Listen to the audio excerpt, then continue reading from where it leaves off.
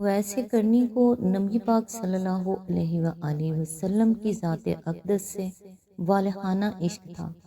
یہی وجہ تھی کہ نبی پاک صلی اللہ علیہ وآلہ وسلم فرمایا کرتے تھے، یمن کی طرف سے مجھے محبت کی نسیم آتی ہے، کیونکہ وہاں میرا دوست اویس کرنی رہتا ہے۔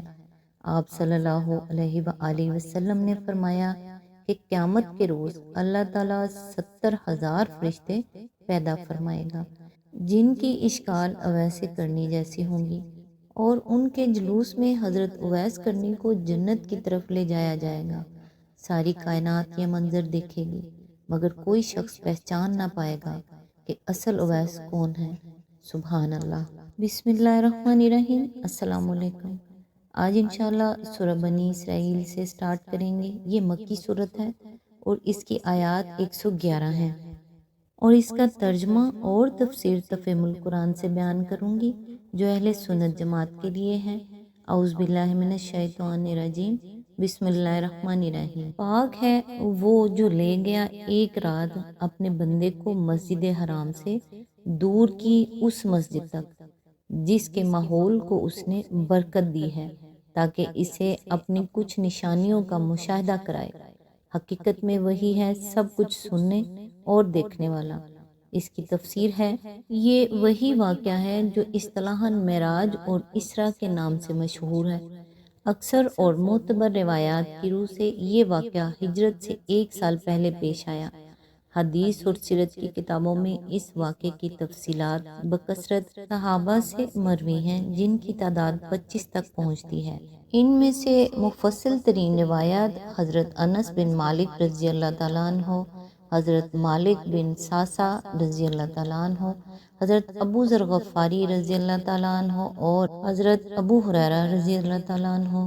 ان کے علاوہ حضرت عمر، حضرت علی رضی اللہ تعالیٰ عنہ، حضرت عبداللہ بن مسعود رضی اللہ تعالیٰ عنہ، حضرت عبداللہ بن عباس رضی اللہ تعالیٰ عنہ، حضرت ابو سعید خدری رضی اللہ تعالیٰ عنہ، حضرت حذیفہ بن یمان اور حضرت عائشہ رضی اللہ تعالیٰ عنہ اور متعدد دوسرے صحابہ رضوان اللہ علیہم نے بھی اس کے بعض اجزاء بیان کیے ہیں۔ قرآن مجید یہاں صرف مسجد حرام یعنی بیت اللہ سے مسجد اقصی یعنی بیت المقدس تک حضور کے جانے کی تصریح کرتا ہے، اور اس سفر کا مقصد یہ بتاتا ہے کہ اللہ تعالیٰ اپنے بندے کو اپنی کچھ نشانیاں دکھانا چاہتا تھا۔ اس سے زیادہ کوئی تفصیل قرآن میں نہیں بتائی گئی۔ حدیث میں جو تفصیلات آئی ہیں ان کا خلاصہ یہ ہے کہ رات کے وقت جبرائیل علیہ السلام آپ کو اٹھا کر مسجد حرام سے مسجد اقصی تک براق پر لے گئے۔ وہاں آپ نے انبیاء علیہ السلام کے ساتھ نماز ادا کی، پھر وہ آپ کو عالم بالا کی طرف لے چلے، اور وہاں مختلف طبقات سماوی میں مختلف جلیل القدر انبیاء سے آپ کی ملاقات ہوئی۔ آخرکار آپ انتہائی بلندیوں پر پہنچ کر اپنے رب کے حضور حاضر ہوئے، اور اس حضوری کے موقع پر دوسری اہم ہدایات کے علاوہ آپ کو 5 وقتہ نماز کی فرضیت کا حکم ہوا۔ اس کے بعد آپ بیت المقدس کی طرف پلٹے اور وہاں سے مسجد حرام واپس تشریف لائے۔ اس سلسلے میں بکثرت روایات سے معلوم ہوتا ہے کہ آپ کو جنت اور دوزخ کا بھی مشاہدہ کرایا گیا۔ نیز معتبر روایات یہ بھی بتاتی ہیں کہ دوسرے روز جب آپ نے اس واقعے کا لوگوں سے ذکر کیا تو کفار مکہ نے اس کا بہت مذاق اڑایا، اور مسلمانوں میں سے بھی بعض کے ایمان متزلزل ہو گئے۔ حدیث کی یہ زائد تفصیلات قرآن کے خلاف نہیں ہیں، بلکہ اس کے بیان پر اضافہ ہیں، اور ظاہر ہے کہ اضافے کو قرآن کے خلاف کہہ کر رد نہیں کیا جا سکتا۔ تاہم اگر کوئی شخص ان تفصیلات کے کسی حصے کو نہ مانے جو حدیث میں آئی ہیں تو اس کی تکفیر نہیں کی جا سکتی، البتہ جس واقعے کی تصریح قرآن کر رہا ہے اس کا انکار موجب کفر ہے۔ اس سفر کی کیفیت کیا تھی؟ یہ عالم خواب میں پیش آیا تھا یا بیداری میں؟ اور آیا حضور صلی اللہ علیہ وآلہ وسلم بذات خود تشریف لے گئے تھے یا اپنی جگہ بیٹھے بیٹھے محض روحانی طور پر ہی آپ کو یہ مشاہدہ کرا دیا گیا؟ ان سوالات کا جواب قرآن مجید کے الفاظ خود دے رہے ہیں۔ سبحان الذی اسریٰ سے بیان کی ابتدا کرنا خود بتا رہا ہے کہ یہ کوئی بہت بڑا خارق عادت واقعہ تھا جو اللہ تعالیٰ کی غیر محدود قدرت سے رونما ہوا۔ ظاہر ہے کہ خواب میں کسی شخص کا اس طرح کی چیزیں دیکھ لینا یا کشف کے طور پر دیکھنا یہ اہمیت نہیں رکھتا کہ اسے بیان کرنے کے لیے اس تمہید کی ضرورت ہو کہ تمام کمزوریوں اور نقائص سے پاک ہے وہ ذات جس نے اپنے بندے کو یہ خواب دکھایا یا کشف میں یہ کچھ دکھایا۔ پھر یہ الفاظ بھی کہ ایک رات اپنے بندے کو لے گیا جسمانی سفر صریحاً دلالت کرتے ہیں۔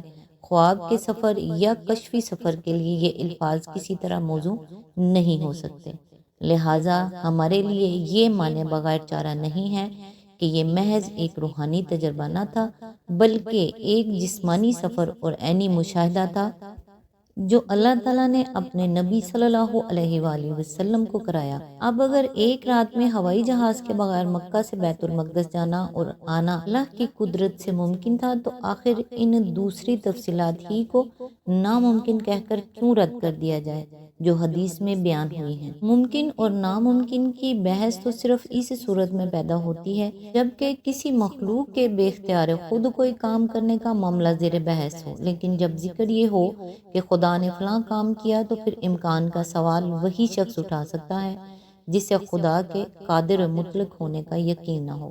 اس کے علاوہ جو دوسری تفصیلات حدیث میں آئی ہیں ان پر منکرین حدیث کی طرف سے متعدد اعتراضات کیے جاتے ہیں، مگر ان میں سے صرف دو ہی اعتراضات ایسے ہیں جو کچھ وزن رکھتے ہیں۔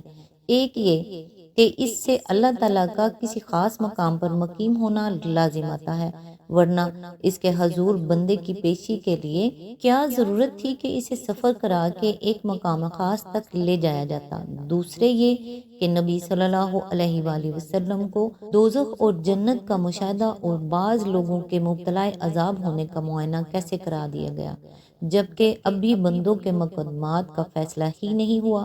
یہ کیا کہ سزا و جزا کا فیصلہ تو ہونا ہے قیامت کے بعد اور کچھ لوگوں کو سزا دے ڈالی گئی ابھی سے، لیکن دراصل یہ دونوں اعتراض بھی قلت فکر کا نتیجہ ہیں۔ پہلا اعتراض اس لیے غلط ہے کہ خالق اپنی ذات میں تو بلا شبہ اطلاق کی شان رکھتا ہے، مگر مخلوق کے ساتھ معاملہ کرنے میں وہ اپنی کسی کمزوری کی بنا پر نہیں بلکہ مخلوق کی کمزوریوں کی بنا پر محدود و سائد اختیار کرتا ہے۔ مثلاً جب وہ مخلوق سے کلام کرتا ہے تو کلام کا وہ محدود طریقہ استعمال کرتا ہے جسے ایک انسان سن اور سمجھ سکے، حالانکہ بجائے خود اس کا کلام ایک اطلاق کی شان رکھتا ہے۔ اسی طرح جب وہ اپنے بندے کو اپنی سلطنت کی عظیم الشان نشانیاں دکھانا چاہتا ہے تو اسے لے جاتا ہے اور جہاں جو چیز دکھانی ہوتی ہے اسی جگہ دکھاتا ہے، کیونکہ وہ ساری کائنات کو بیک وقت اس طرح نہیں دیکھ سکتا جس طرح خدا دیکھتا ہے۔ خدا کو کسی چیز کے مشاہدے کے لیے کہیں جانے کی ضرورت نہیں ہوتی مگر بندے کو ہوتی ہے۔ یہی معاملہ خالق کے حضور باریابی کا بھی ہے کہ خالق بذات خود کسی مقام پر متمکن نہیں ہے مگر بندہ اس کی ملاقات کے لیے ایک جگہ کا محتاج ہے جہاں اس کے لیے تجلیات کو مرکوز کیا جائے، ورنہ اس کی شان اطلاق میں اس سے ملاقات بندہ محدود کے لیے ممکن نہیں ہے۔ رہا دوسرا اعتراض تو وہ اس لیے غلط ہے کہ معراج کے موقع پر بہت سے مشاہدات جو نبی کریم صلی اللہ علیہ وآلہ وسلم کو کرائے گئے تھے ان میں بعض حقیقتوں کو ممثل کر کے دکھایا گیا تھا۔ مثلاً ایک فتنہ انگیز بات کی یہ تمثیل کہ ایک ذرا سی شگاف میں سے ایک موٹا سا بیل نکالا اور پھر اس میں واپس نہ جا سکا، یا زناکاروں کی یہ تمثیل کہ ان کے پاس تازہ نفیس گوشت موجود ہے مگر وہ اسے چھوڑ کر سڑا ہوا گوشت کھا رہے ہیں۔ اسی طرح برے اعمال کی جو سزائیں آپ کو دکھائی گئیں وہ بھی تمثیلی رنگ میں عالم آخرت کی سزاؤں کا پیشگی مشاہدہ تھی۔ اصل بات جو معراج کے سلسلے سے سمجھ لینی چاہیے وہ یہ ہے کہ انبیاء علیہ السلام میں سے ہر ایک کو اللہ تعالیٰ نے ان کے منصب کی مناسبت سے ملکوت سماوات و ارض کا مشاہدہ کرایا ہے اور مادی حجابات بیچ میں سے ہٹا کر آنکھوں سے وہ حقیقتیں دکھائی ہیں جن پر ایمان بالغیب لانے کی دعوت دینے پر وہ مامور کیے گئے تھے، تاکہ ان کا مقام ایک فلسفی کے مقام سے بالکل ممیز ہو جائے۔ فلسفی جو کچھ بھی کہتا ہے قیاس اور گمان سے کہتا ہے، وہ خود اگر اپنی حیثیت سے واقف ہو تو کبھی اپنی کسی رائے کی صداقت پر شہادت نہ دے گا، مگر انبیاء جو کچھ کہتے ہیں وہ براہ راست علم اور مشاہدے کی بنا پر کہتے ہیں اور وہ خلق کے سامنے یہ شہادت دے سکتے ہیں کہ ہم ان باتوں کو مانتے ہیں اور یہ ہماری آنکھوں دیکھی حقیقتیں ہیں۔ آج تک کے لیے اتنا ہی، نیکسٹ انشاءاللہ آیت نمبر 2 سے سٹارٹ کریں گے۔ تب تک کے لیے دعاؤں میں یاد رکھیے گا۔ اللہ حافظ۔